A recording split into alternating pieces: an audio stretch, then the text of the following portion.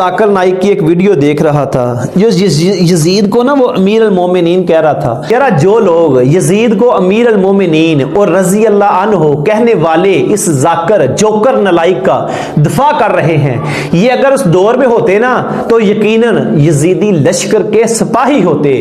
دراصل تقاضۂ عدل یہی ہے کہ جو حسین علیہ السلام جیسی نعمت چھوڑ دیتا ہے نا پھر یزید جیسی ذلت اس کا مقدر بن جاتی ہے.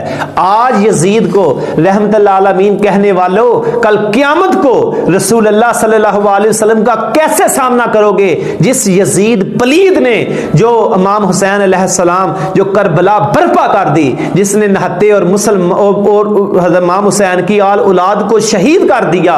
اوے کیسے رسول اللہ کا سامنا کرو گے؟ اور تم تو جوکر نلائک کا جو سامنا کر رہے ہو. تو عدل کا تقاضا بھی یہی ہے کہ جو حسین جیسی نعمت چھوڑ دے پھر یزید پلید جیسی ذلت اس کا مقدر بن جاتی ہے.